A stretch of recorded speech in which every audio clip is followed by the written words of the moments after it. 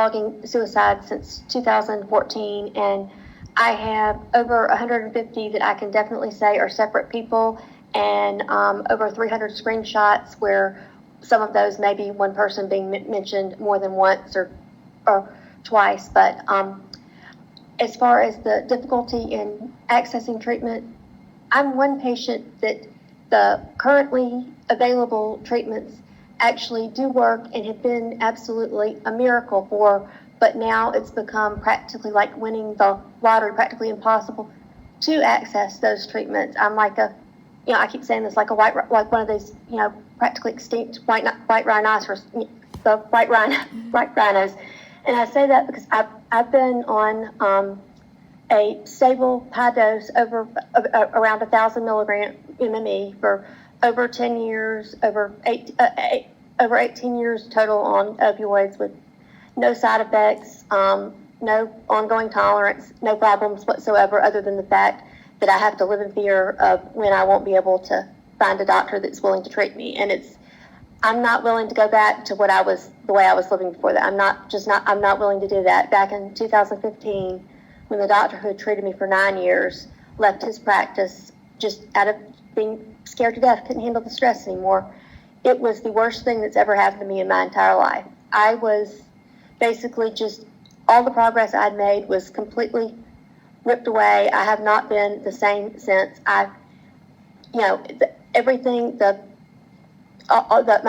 From just pain, my blood pressure went to over 200, over 100, and stayed that way.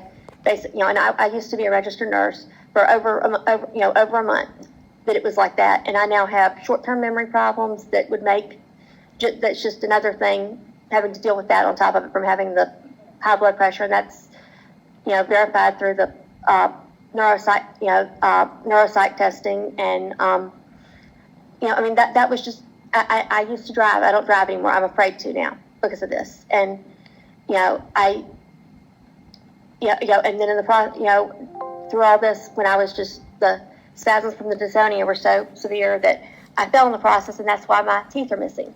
You see, that was crowns that, from having genetically just defective enamel, I had crowns, fell and knocked out, 3 of my teeth and knocked out fillings on the bottom, and basically getting dentures now.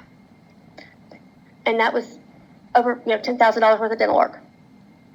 I mean, this was the worst thing that's ever happened to me. And the only reason that I'm here now is because of Dr. Tennant. There was somebody volunteer at my house to pick up my cat because I was done. I mean, I was just, whatever was going to happen, and someone would find me. I wasn't going to actively take my life, but I was not going to do a thing to keep myself alive, not, eat, drink, anything. And that was when we were printing out the vaccine reports for my cat, again, for him, that was when the letter from Dr. Tennant came that said he would treat me. I would not be here right now without him. And I would not be here right now without Dr.